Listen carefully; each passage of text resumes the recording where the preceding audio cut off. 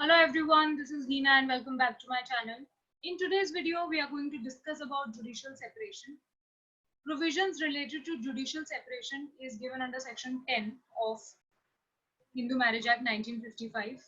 Objective जो हमारे exams होते हैं उसमें कई बार ये क्वेश्चन पूछा जाता है कि किस सेक्शन के अंदर ये प्रोविजंस दी हुई हैं. It's very important to remember section 10.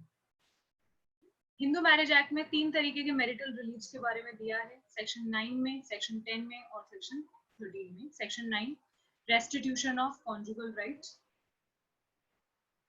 Section 10 is related to judicial separation and 13 is related to divorce. Section 10 जिसमें judicial separation से related provisions दी है वो 2 subsections में divided है. जो subsection 1 है वो बात करता है कि किसके पास ये रेमेडी अवेलेबल है और किन ग्राउंड्स पे अवेलेबल होगी, और सबसेक्शन 2 उसके इफेक्ट के बारे में बात करता है. Either party to a marriage, तो इस लाइन से हमें पता चलता है कि जुडिशियल सेपरेशन की जो रेमेडी है वो हस्बैंड को भी अवेलेबल है और वाइफ को भी अवेलेबल है, वेदर सोलमनाइज्ड बिफोर और after the commencement of this act. यानी जो मैरिज है ये इस एक्ट के आने से पहले हुई हो या इसके बाद हुई हो, दोनों ही केसेस में जो पार्टीज होंगी उनके पास ये रेमेडी अवेलेबल होगी. ठीक है. ऑब्जेक्टिव पेपर जो होता है उसके लिए ये बात आपके लिए जाननी बहुत जरूरी है. कई बार इसमें कंफ्यूज कर देते हैं. तो यू मस्ट रिमेंबर कि एक्ट कमेंस हुआ हो, उससे पहले भी कोई मैरिज हो, उसके बाद कोई मैरिज हो, दोनों ही पार्टीज के पास ये रेमेडी अवेलेबल होती है. Okay. may present a petition praying for a decree for judicial separation. Grounds क्या है? On any of the grounds specified in subsection 1 of subsection 13, and in the case of wife, also on any of the grounds specified in subsection 2 thereof as grounds on which a petition for divorce might have been presented. Section 13 जो है उसके अंदर provisions दी हुई हैं related to divorce. Divorce किन grounds पे मिल सकता है, किस किस को मिल सकता है, किसके पास रेमेडीज अवेलेबल हैं, वो सब कुछ सेक्शन 13 में दिया हुआ है. सेक्शन 10 सब क्लॉज 1 जो है वो हमें ये क्लियर करता है कि जुडिशियल सेपरेशन के ग्राउंड्स और डिवोर्स के ग्राउंड्स सेम है. ठीक है. सो लेट्स अंडरस्टैंड कि वो ग्राउंड्स क्या है.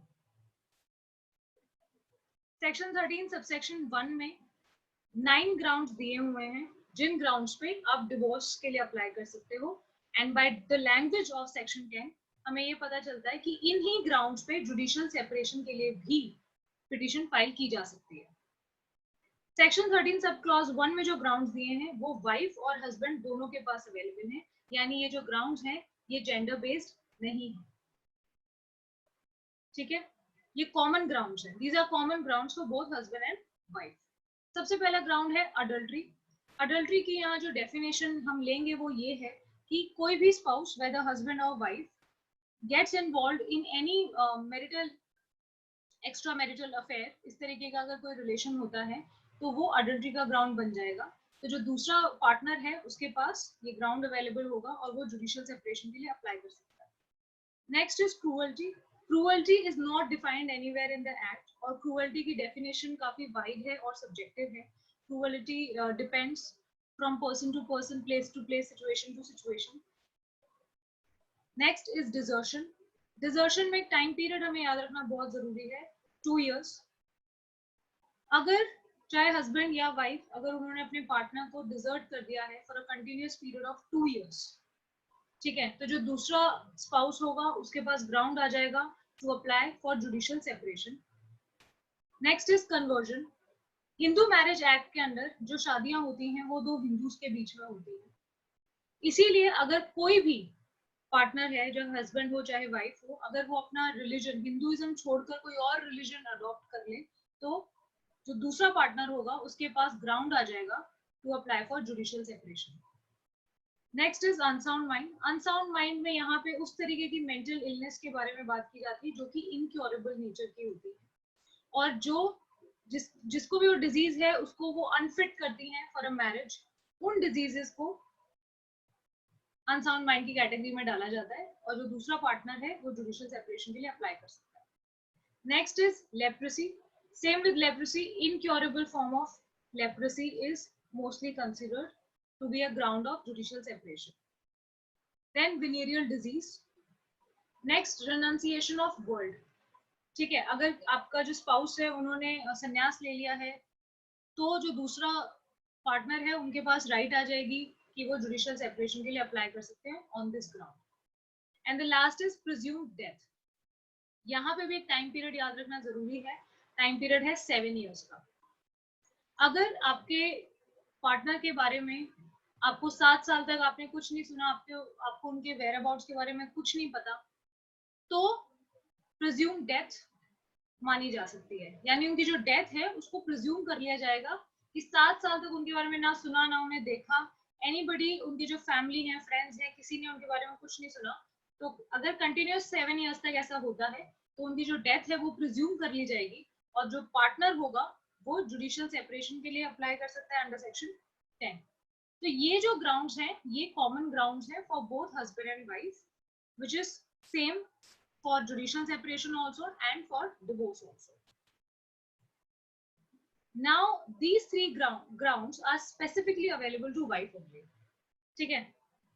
सेक्शन 13 सबसेक्शन 2 में 3 ऐसे ग्राउंड्स हैं जो सिर्फ और सिर्फ वाइफ को अवेलेबल हैं. ऑब्जेक्टिव पेपर्स जो होते हैं, एमसीक्यू बेस्ड क्वेश्चंस जो आते हैं, उसके लिए ये जानना बहुत जरूरी है कि आपको ये तीनों ग्राउंड स्पेसिफिकली पता हो, then only you will be able to answer correctly. सबसे पहला ग्राउंड है, अगर हस्बैंड गिल्टी पाया जाता है ऑफ रेप, सोडमी एंड बेस्टियलिटी, इनमें से किसी भी एक ऑफेंस के लिए, तो वाइफ के पास ग्राउंड आ जाएगा कि वो जुडिशियल सेपरेशन के लिए अप्लाई कर सकती है अंडर सेक्शन 10. दूसरा ग्राउंड है नॉन रिजम्पशन ऑफ कोहैबिटेशन. अगर हिंदू मैरिज एक्ट,